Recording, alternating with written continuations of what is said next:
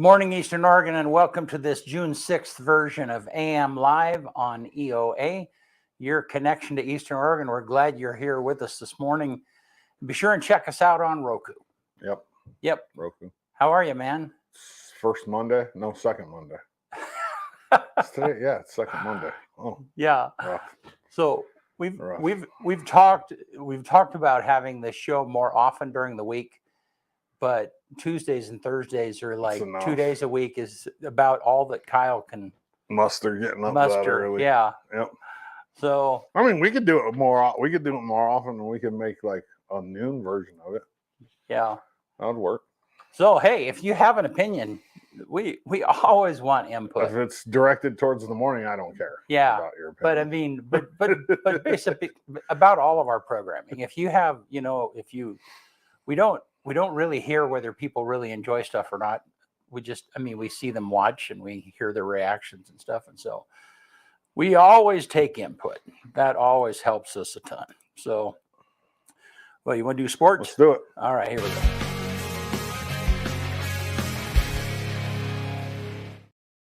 go. AM Sports Report brought to you by Northwest Furniture and Mattress, Big Red Rocking Chair, on Elm off Adams and LeGrand. Go see the Daggett family. They have a great selection of American-made furniture. Great family, supports a lot of different things in this community. And like I talk about the circle, you support them. They help support me, get you sports information, and that's how it works.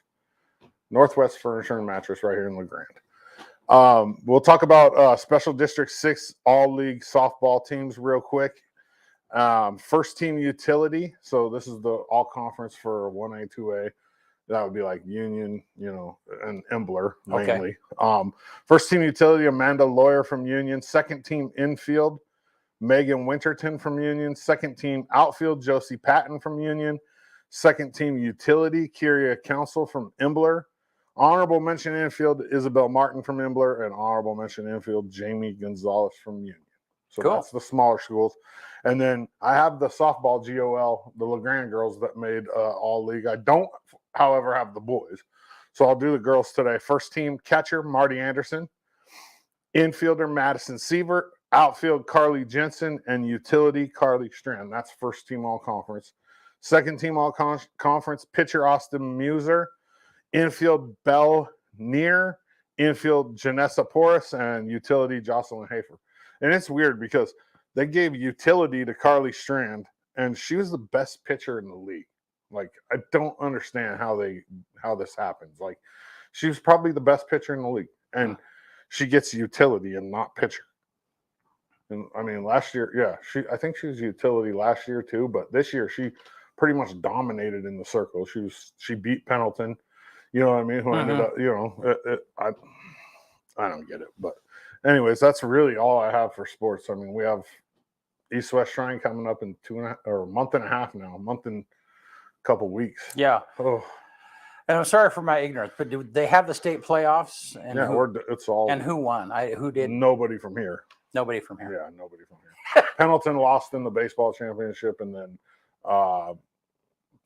in both the baseball and the softball championship, actually. Wow. LeGrand lost in the quarters in softball and the semis in baseball. Right. They lost to Pendleton in softball, and they lost to Gladstone in baseball. Scappoose. But we didn't even have an Eastern Oregon champion. Well, I mean Pendleton.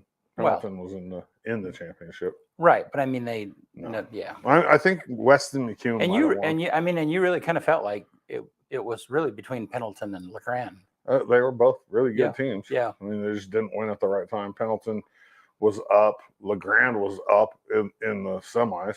Yeah. And they just couldn't get it done. Wow. The softball team got beat pretty good by a team, though, that they had beat 2 times. I mean, they lost to Pendleton. They had beat them 2 times in the regular season. But, yeah. So, sports for this year are over. There's nothing EOU-wise until September. Wow. Or August, yeah. So we got Shrine game and just kind of, Legion baseball, All-Stars, stuff like that, normal summertime stuff. All righty. That's it. Thank you. So just want to mention that we appreciate Grand Round Hospital Therapy and Sports Medicine supporting the show. I still am in therapy with my knee, doing really well. And now I'm kind of working. I'll have one more of those reports on how that's doing and stuff, but we appreciate Grand Round Hospital and Sports Medicine and Greg Dombeck for helping me with that. So let's take a look outside. It's beautiful today. Yeah, it's already warm, huh? Yeah, it is warm. Here's the weather graphic here. Ooh, 86 today. 86, yeah. That's and then warm. it looks like it's going to be warm tomorrow and Thursday too. So I'm good with it. yeah, I know you like the warmth. I like it better when it cools off at night, though. I don't like it warm at night.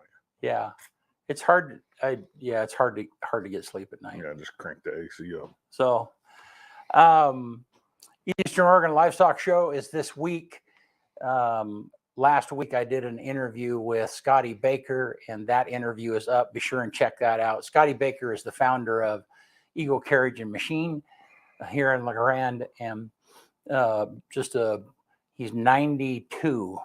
It's always fun, when you're interviewing someone who has so much experience in life, and he's just as sharp as a tack. I tell you, he could remember the dates and all of that stuff, just very well. And so it was really fascinating interview. Be sure and check that out.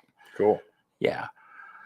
All right. Well, Chief Gary Bell is with us this morning, and he'll be with us. We'll be right back. He'll be with us.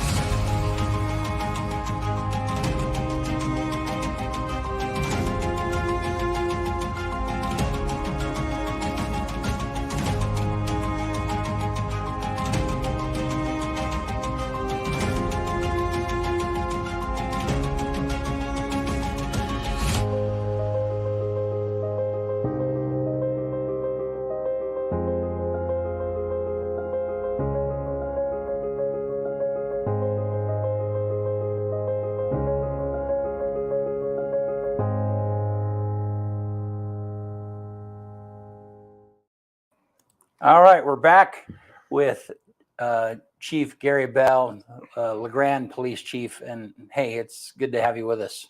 Nice to be here. Thank you. Yeah. Yeah. How you doing? Doing well. Yeah. Everything's good. Department's good. Family's good. Good. Awesome. And I think you told me you just spent some time a week with your grandkid, right? We don't have enough time for me to talk to you about my grandson. Well, we should start there. Yeah.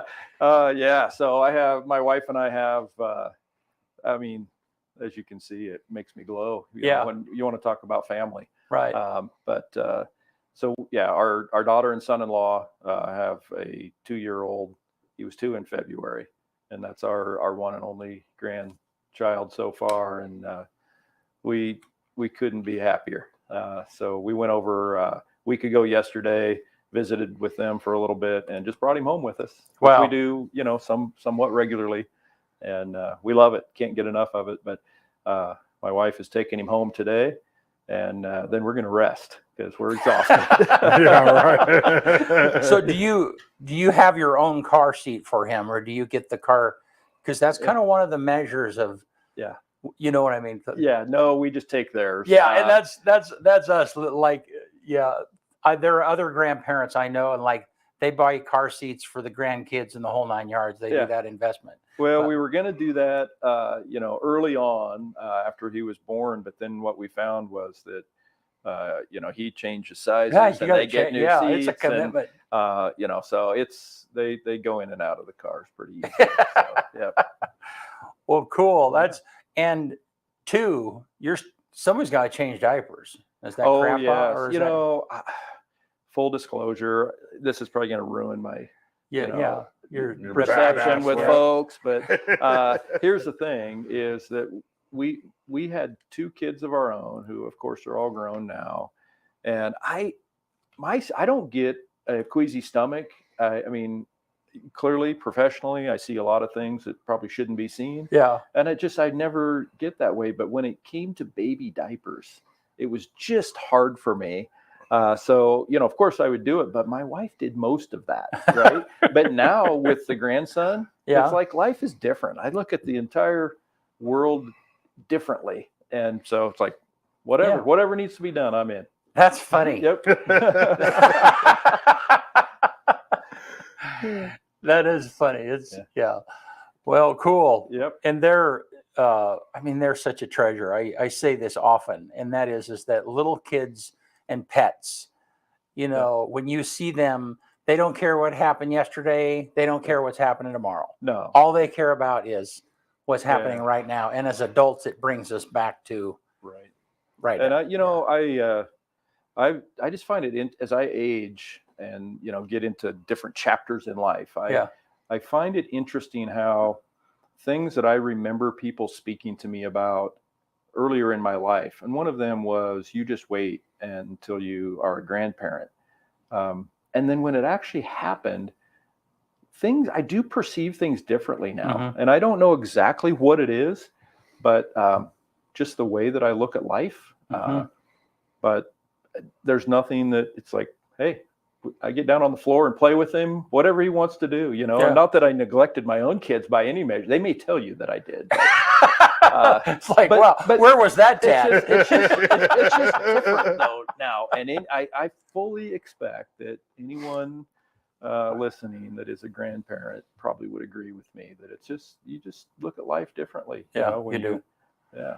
Well, and that sets up a really good question for you as police chief, and that is, you've watched how life and culture and phones and everything has changed, the internet and all of those things have greatly impacted youth, you know, and the little impact that they had on when your kids were little, when my kids were little, and now that they're adults and now that grandkids.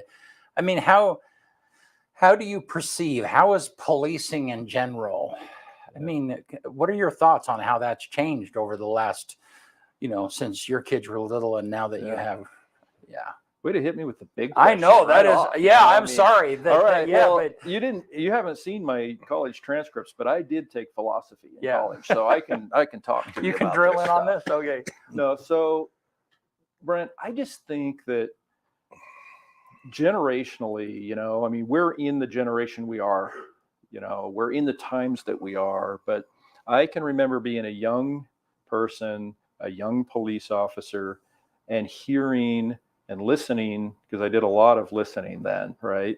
About how things had changed for the police officers that were my age now then. Right. And I firmly believe that, you know, our society, culturally, we're in a constant state of change. Mm-hmm.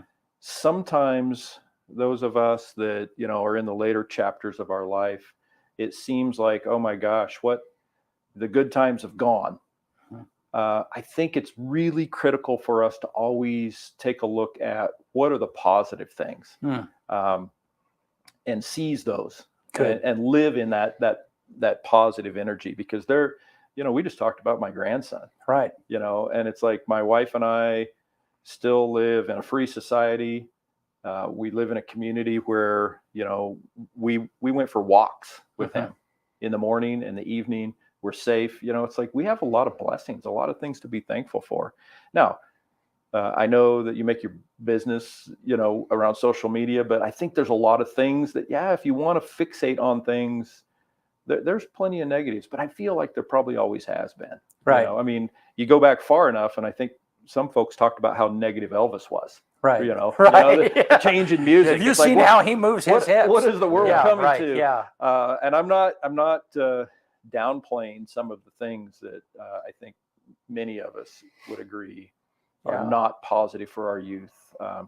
I sincerely believe that our young people, we were just talking a few moments ago about our recent high school graduates and how challenging, you know, K-12 is now, you know, and the things that kids are having to deal with socially that maybe I didn't when I was, that age. But I think it's our responsibility to, constantly work at being mindful of the good things and the positive things, and spend our energies pursuing those. Yeah. And that's a really good insight, especially in a pretty negative world that you live in. Yeah. That you've I mean, there's no doubt that policing from a positive standpoint, Right, is difficult. Yeah. So, I mean, I'll touch on that, Brent. Here's the thing. If, I am right at 30 years of service as a police officer. If I would have lost the ability to stay in the positive lane and seek out the goodness, and all I chose to do was fixate on the horrible things that human beings can do and do to each other, the negative things about maybe the negative outcomes of some legislative decisions, that impact our communities. If I fixated on that, I would have long ago lost my usefulness to this community. Our police officers, and myself included, it is absolutely imperative that we hang on to the faith that what we're doing is impacting people and our community in a positive way. Yeah, and I've seen people, I've seen very, very good police officers or public servants in other fields that have lost that. And it doesn't mean that they're, less of a person. It's just that sometimes that road wear, if you will, the day to day, it just gets to people after a while. And I don't know if I've told you both this, but I have told plenty of people that I'm in touch with that with myself. And if I get to that point, then I will be the first to say that it's like, okay, it's time for somebody else to take the lead here, because I wouldn't subject our community to that kind of negativity. My son-in-law, Kyle Whitty, is a deputy, and we went down for his graduation from the academy. Right. In the academy, where's that? That's in Salem. It's in Salem, just outside of Salem. And it serves police, sheriff, HP. I mean, all of the agencies they all send their candidates to that school. And so, and at the address, one of the guy who addressed, I mean, it was just he was very poignant. But one of the things that he said, and we had just watched all of those graduates receive different honors and orders, and it's funny because Kyle Whitty and Justin Hernandez are like number 2 and 3, or maybe 1 and 2. 1 and 2 of they won the physical fitness award for all of the time that their record anyhow. So they spent a lot of time talking about self-defense, and this whole week, or this whole, what is it, 6 weeks? 16 weeks is the 4 months. An incredible amount of time, defending yourself, trying to stay alive in the job. Anyhow, this culminating, this guy who was talking, he said, just keep in mind that, if your life is a book, there are good days and bad days. Yeah. And just because you might arrest somebody or interact with someone on a particular bad day of their life doesn't mean that represents the rest of their book. Yeah, that's very true. Yeah. And so true. Yeah, man. One of the things that I share, with my staff at varying times is it's really important as police officers for us to remember that what we're doing and what you represent as a police officer is much greater or much more important than ourselves. And that has been true for a very long time, and it remains just as true today as it ever has. And to me, that is critical, not only for our community, but our nation. If you think about, our nation is very different than anywhere else around the world. because I'm a member of this community. Mhm. I raised my family here. I went to school here. I care about this community. I care about the people here. I hold a position, or my role, I work for the community, but I represent law and authority. But I haven't forgotten that I'm part of this community. Mhm. And so it's important to know that what we're doing is it's not about Gary. Mhm. You know, this is about upholding the law and keeping our community safe so that we can all enjoy and benefit from the things that, you know, raising our family here, recreating here, going to the university, whatever we do. Mhm. So it's just perspective, Mhm. you know, Yeah. and it's important to hang on to that. You can lose it if you get too close, because there are those days, right? Right. There's a call for service, or maybe a task that you have to be involved in, that it's just crushing. And but we work harder than ever before. We realize things in this industry that we didn't when I first started in this line of work, and that is, how can we better take care of the people behind the badge? Mhm. How can we better take care of them so that they can take care of the community? Mhm. There was a period of time where it's like, you know, just we had this harder outer shell, and you bottle all that up. But, you know, we've created peer support programs, and, you know, have a lot of employee wellness, police officer wellness things that we work at in order to make sure that they can see through those difficult days. Yeah. And see that what they're doing and what they have to offer, you know, you don't have to get mired down in that. Yeah. So that kind of, one of the things I wanted to ask you today is, and it kind of ties into that. Like right now, there's this huge movement on social media of what's called auditing. You've heard of it, I'm Yeah, sure, yeah, right? yeah. Second Amendment audits, Fourth First Amendment Amendment audits, First audits, yeah. Amendment audits. Mhm. My take on it is, I think that a lot of times it goes too far. But what's the answer to it? Like, is that the public's job to audit police? I mean, is it? Yeah. That there's multiple prongs to the answer. But here's the thing is, the police, and like I was commenting about in America, it's like, look, we're not these, it's not like a military force. It's like, we need to ensure that there's transparency so that the public has that trust.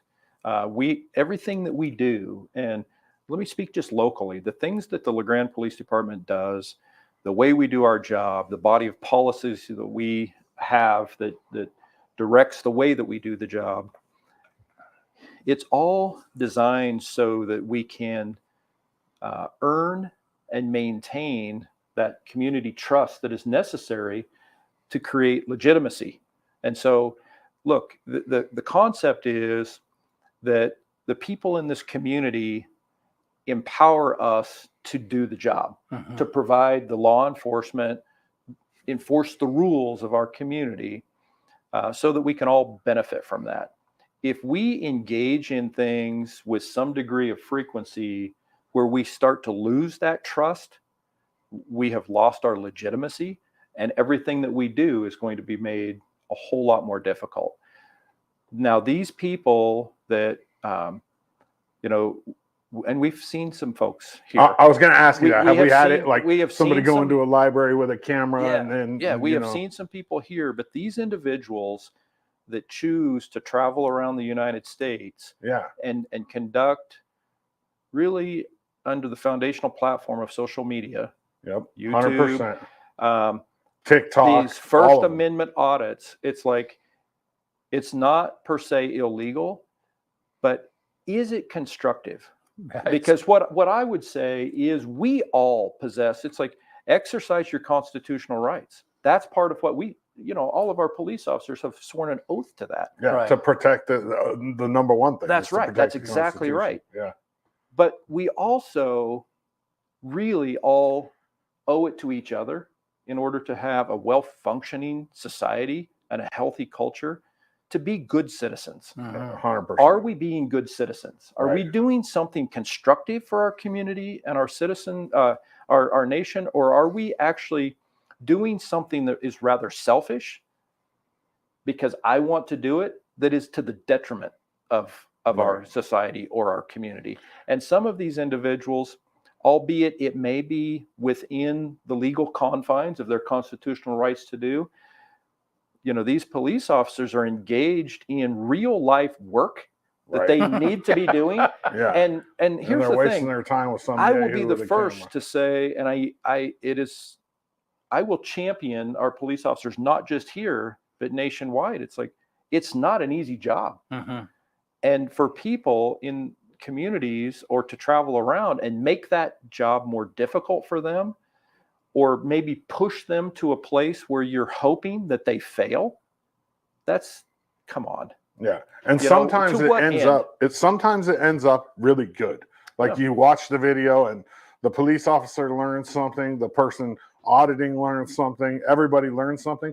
But a lot of times what it ends up is the officer, says, okay, well, you can't record in here. Well, it's my constitutionally protected right to record inside the post office. It is. Right. I mean, they have postmaster has that list, and it's rule number 7. I've seen the videos. Yeah. But then the guys will just start badgering the police. It's like, dude, you like, it doesn't. You don't have to do that. Like, right. It's ridiculous. And for those people that you don't follow social media, you might not understand. There's a group of people that Kyle talked about, and their whole job, I mean, their identity is in recording and challenging the police and their authority with the Constitution. With the Constitution, and it's always Constitution based. Yeah. So something that I think is important, I want to share with you guys and viewers. We provide training to our LeGrand police officers. We have a policy that speaks to this. Here's the deal: you can record us.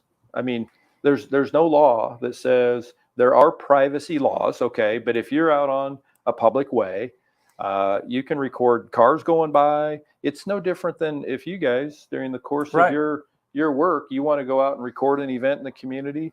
If a individual chooses to, they see a police officer on a traffic stop. This is kind of the way a lot of these start, right? Or a police officer in the community in contact with someone. Yep. 'That's perfectly legal for someone to pull out their phone and start recording that.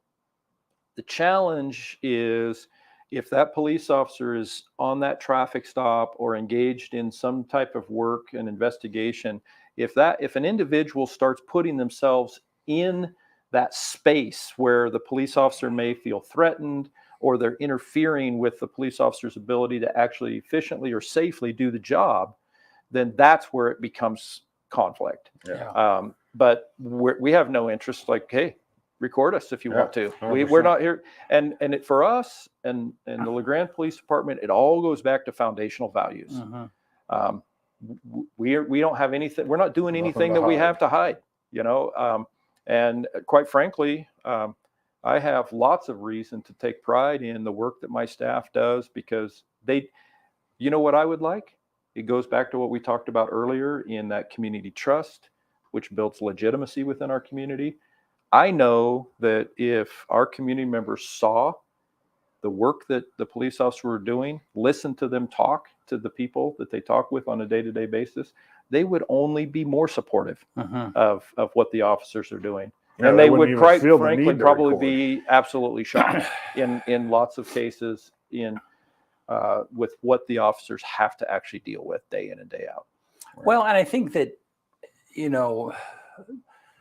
when we see, they make the news, the videos where police have to show force in some manner, that makes the news. And if I were driving down the street and I saw a police officer being rough with someone, it would get my attention.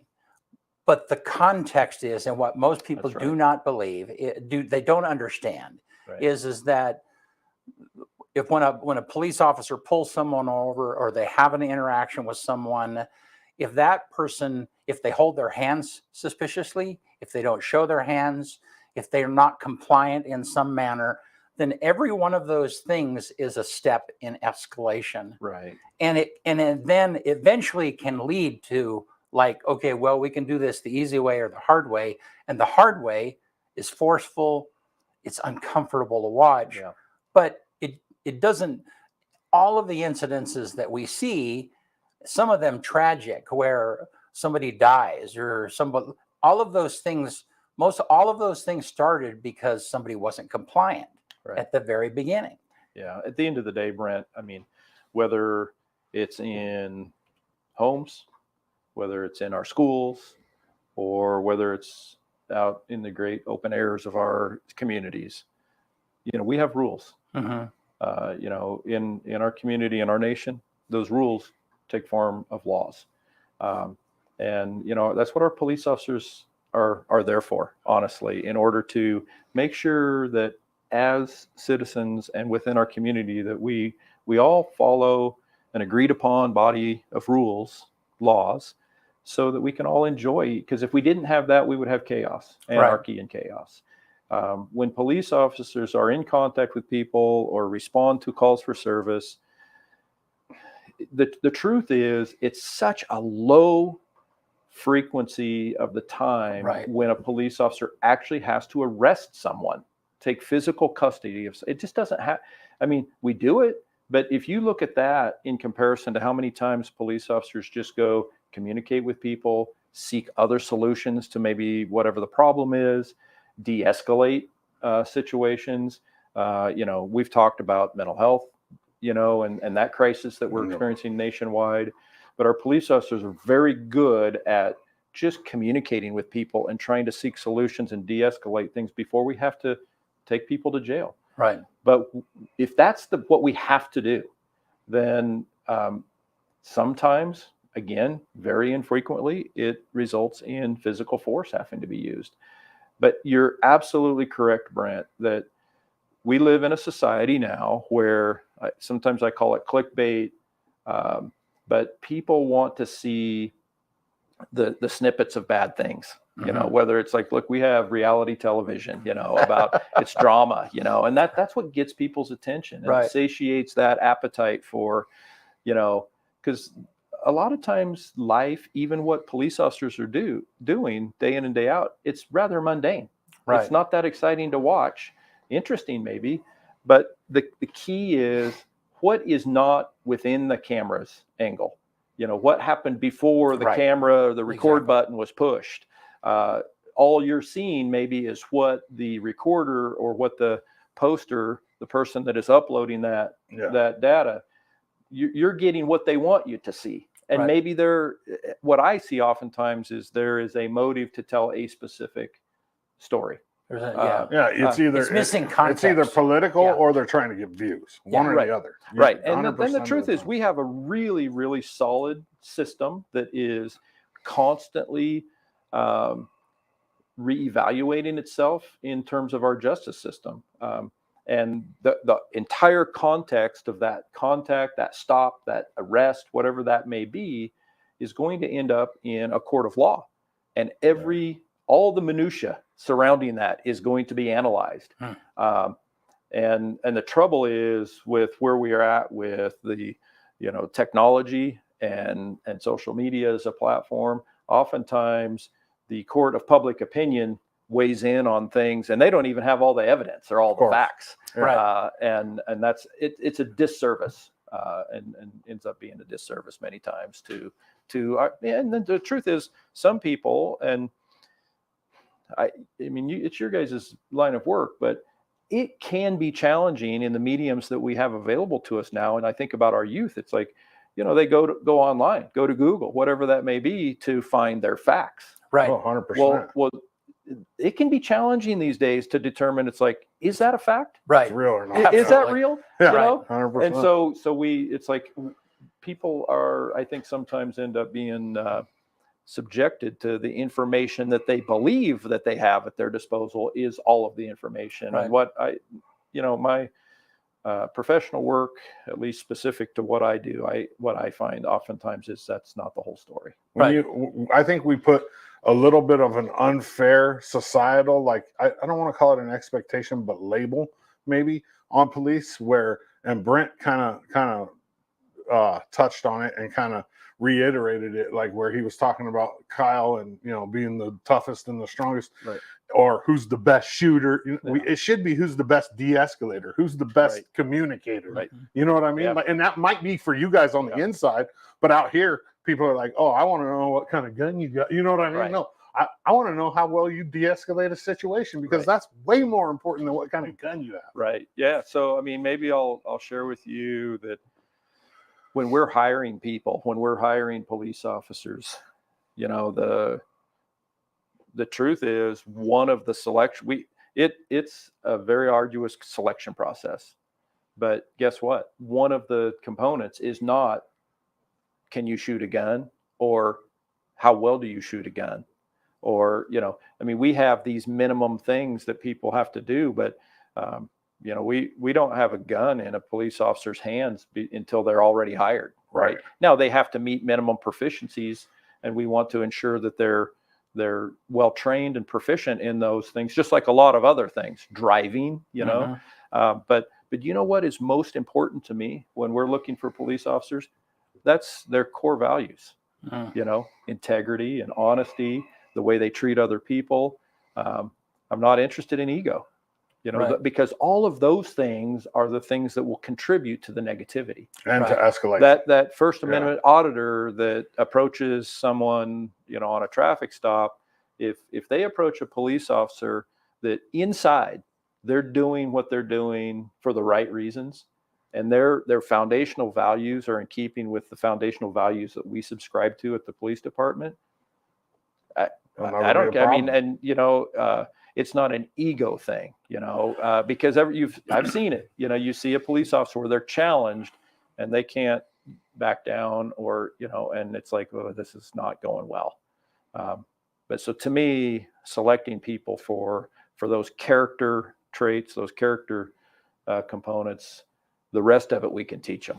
Well, and that's probably measured. You said 30 years. Yep. And you probably know the number of times that you've had to draw your weapon in some kind of a situation. Well, I don't have a notch on my belt or anything like that, but I'm aware. But the point is in 30 years, it's so few. Right. The percentage of interactions that you've had to have with people out there compared to the times that it was a threatening situation. Right. It's minuscule. I mean, it's very small. And what I can share with you is that it's nothing like the movies. Yeah. I mean, when I was young, I was 21 years old when I became a police officer. I was fortunate to have instilled in myself a lot of those core values that I speak about. But I was pretty naive, in terms of what the world, had to hold for us. But being a police officer is nothing like, some of the most entertaining Hollywood pieces. And the reality is that circumstances where I've had to display a firearm, it's not enjoyable, honestly. I mean, they're high stress, uncertain. It means that essentially we have police officers like to stay in that realm where we're controlling chaos or trying to regain control of maybe a situation that is out of control. And, when you're displaying a firearm, it's like you're not entirely sure which direction this is going to go. Right. You certainly are hopeful, and you're employing, all the methods and tactics that you have, trained and worked towards to try to, bring something to a peaceful resolution. But it doesn't always go that way. And that's not anything that any of us are looking for. I mean, it's not a good day. Yeah. Well, that's like the last thing you're probably. Yeah. Exactly. Well, let's switch gears a little bit back to the grandkid. Sure. And I'm sorry, this is the thing that we all know that has changed is with the phone, with internet, so on and so forth, is that, I mean, it used to be that the bad guys that we worried about had to have proximity. Yeah. They had to be in your neighborhood. You guarded your kids about getting in a car with someone or going home with someone that you don't know, or, whatever the case might be. Right. And that has changed with this portal that these devices have into the lives of our kids. Yeah. And you know, and it's shocking. I mean, I know that there are 12-year-olds and 11-year-olds and there are elementary age kids that are victims of this type of crime in our own community. Right. And so I would say, what would you tell your kids from the perspective that you have? How, you know, what should they do? At what point? What would you tell them about giving a young kid a cell phone, and when? Yeah. And what are the things they should do? Yeah. So, you know, here's the truth is there are evil people in our world. And there are people out there, and I firmly believe there always will be, that want to hurt other people. And to be naive or to think that that doesn't exist is just not doing yourself or your family or your kids any favors. You're absolutely right with phones, the internet. That has changed, you know, like when I talked earlier, you know, when I was a kid, there was none of that. Right. I mean, I was a police officer when people started talking about email. It's like, well, no, I'll never need an email account. Yeah. Now it drives my day a lot of times, you know. Here's the thing. Parents need to parent. Okay. And I'm not, you know, I might sound like I'm being very pointed, but it's true.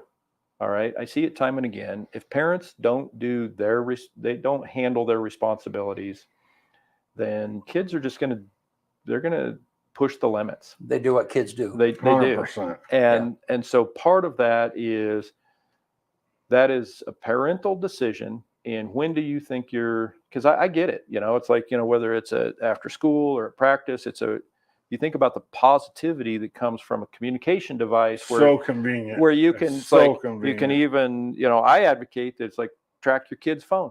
You can see where they're at. There's apps that you can use so that you can control what they can see, what they can't see.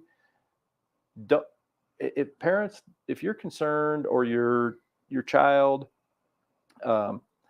gives pushback because you're in their business and that you're not providing them privacy, it's because you love them. All right. All right. You don't get privacy when you're 12. Sorry. And that's just the parental responsibility that we have for our kids. And when we care for them and we love them, sometimes that comes at the expense of the child pushing back or feeling like you're just mean. Right. But the reality is it's because you care. Right. And I felt that when I was a young person, a young teen. You know, it's like, you know, your parents like, where are you staying the night? Who's there? All these questions. Right. But Don't then you trust know me? you but that leads to success. Right.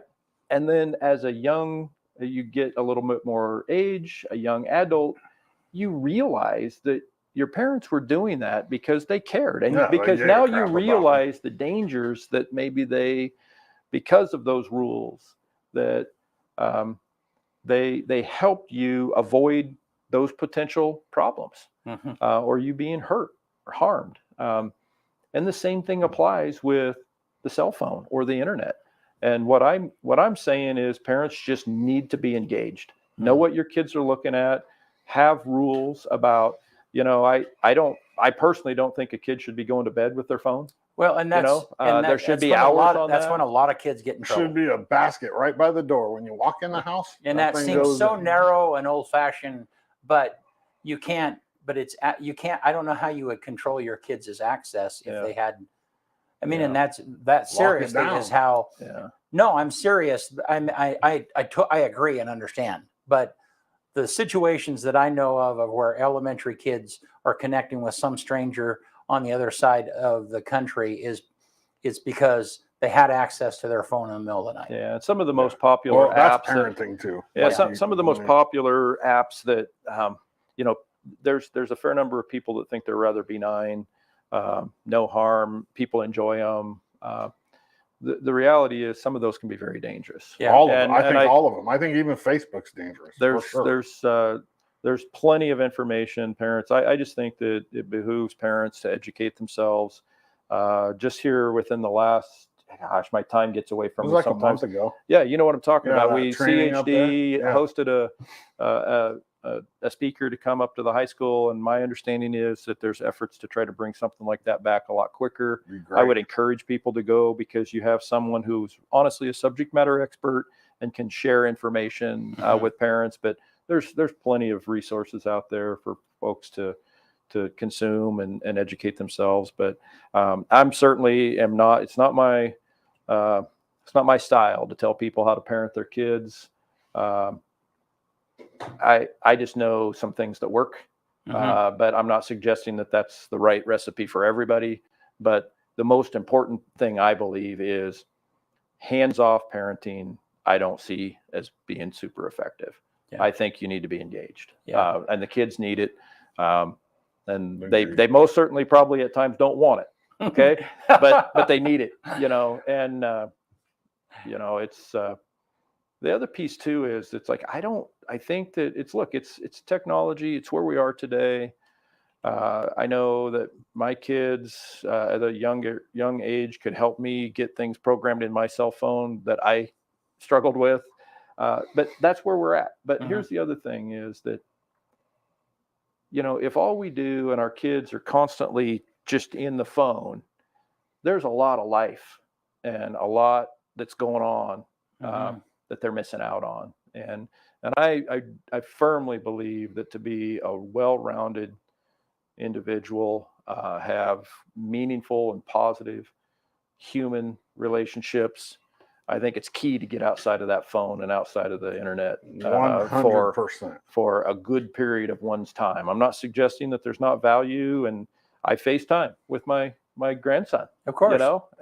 So what a cool thing that we didn't have, before. Right. But It's like, you get outside. But I also took my grandson this past weekend fishing. Yeah. And you know what? You get out there and he was looking at worms and playing. And I mean, that's stuff that's been going on since the beginning, and we need to make sure that we keep doing why did that. they have to make something that's so effective and so positive so negative? Yeah. And I almost look at it like, how they had that conspiracy where www equals 666. You know what I mean? Like sometimes I think I'm like, man. But when you think about it, all of life is that way in some manner or not. I mean, you can take something that's really enjoyable and take it to the extreme, and it's not healthy for you. Yeah. We're just experiencing a different thing now than what we did, Right. So, it doesn't matter, but yeah, I'm with you, There's just so many good things that come out of the internet, but then there's like so many bad things too. Right.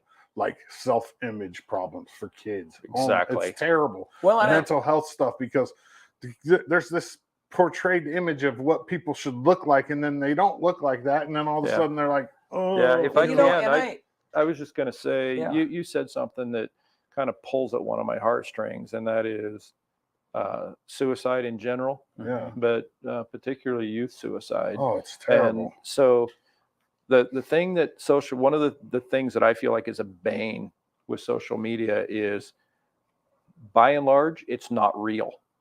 And kids see things on social media that what they're seeing is only what the poster wants them to see.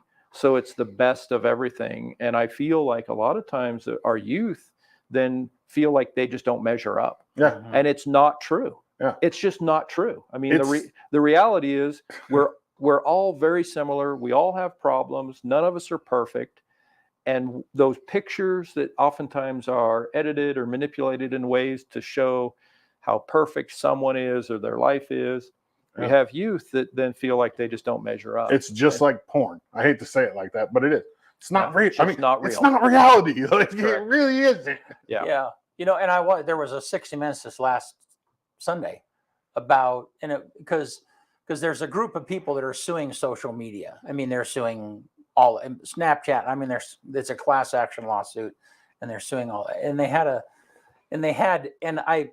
hear that all the time. It's like kids, they on social media. I mean, it's so old that I've heard it so often.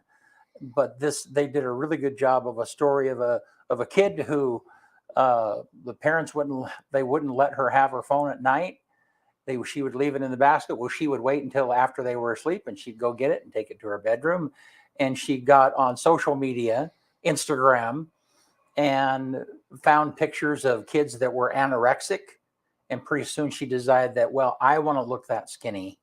Yeah. And I mean, and that led to, thankfully she has come out of that and so on and so forth. But still, yeah, I mean, kids miss the critical judgment to be able to say that's not real, or that's not healthy, or that's well, not and good for kids them. like my kids' age, all they know is, but they've never not had it. Like my generation, we didn't have the internet until I was like 18. Yeah. Right. So I had a whole childhood, and then we had internet.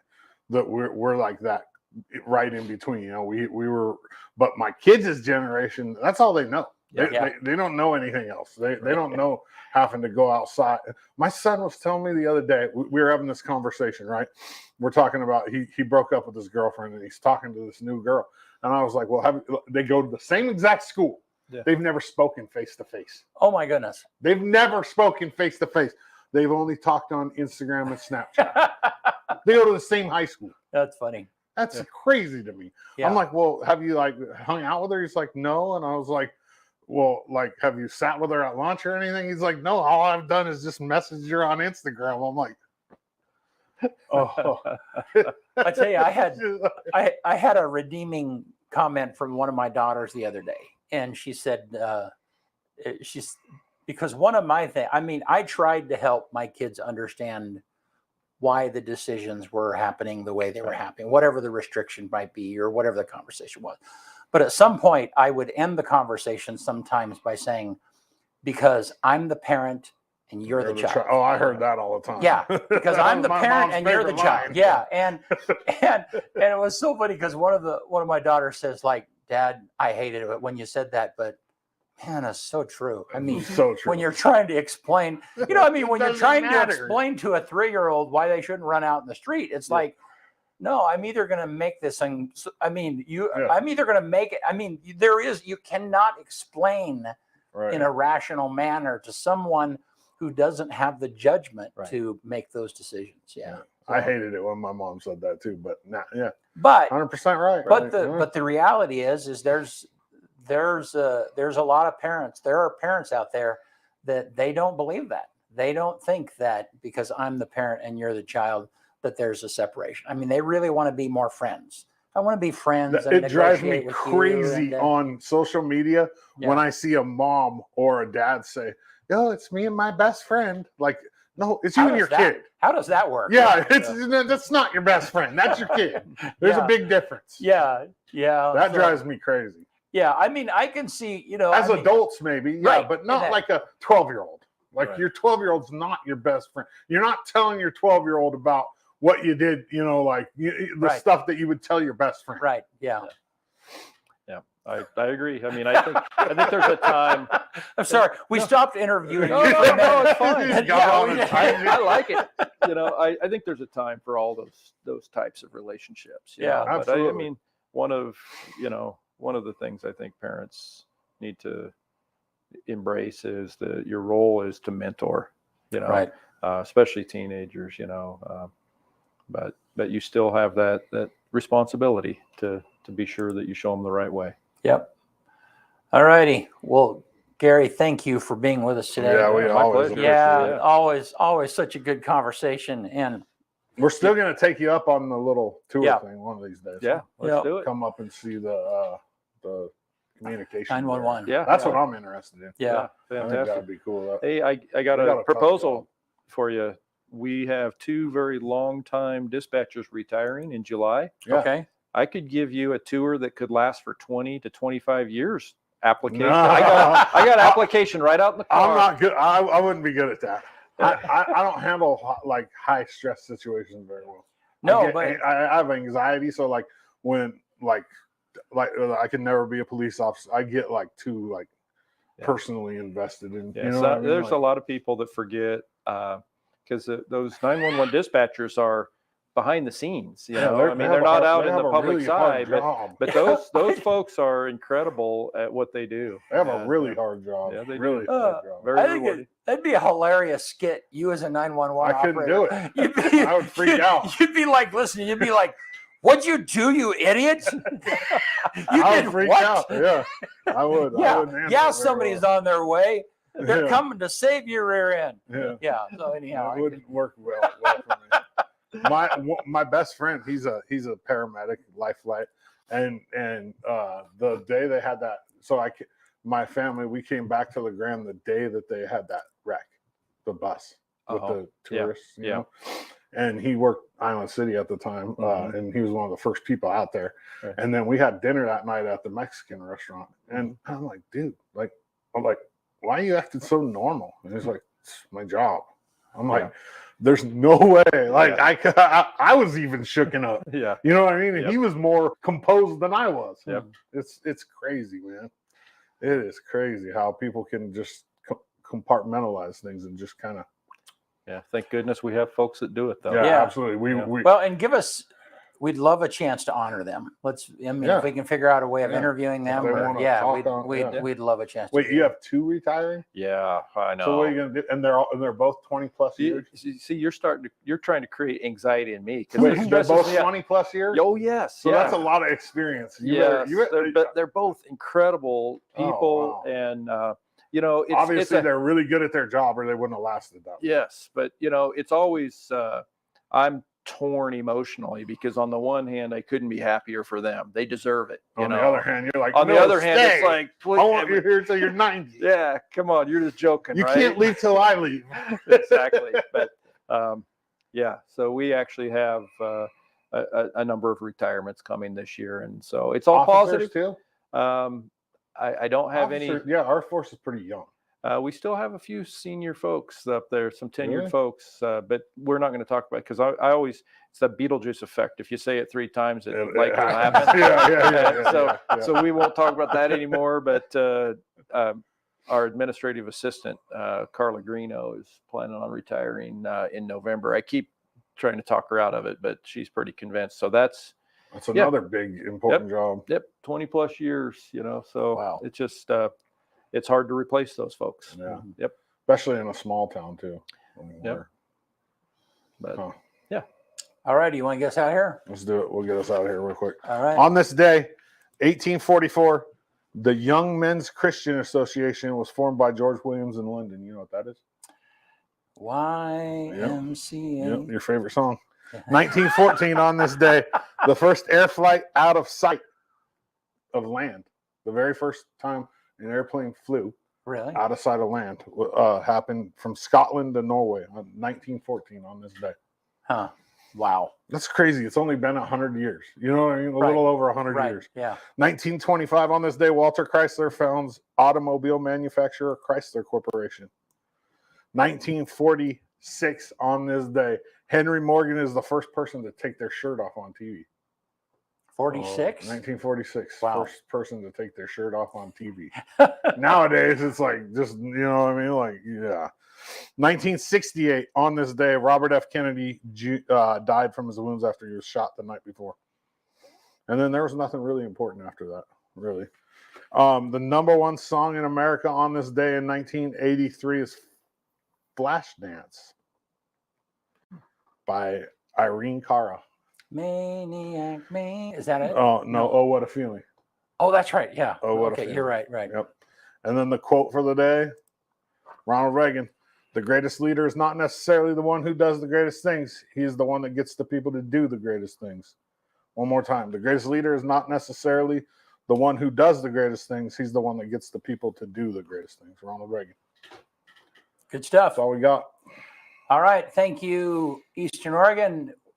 Thursday, Justin Rock will be with us right here in the studio. See you Thursday. All right. Talk soon.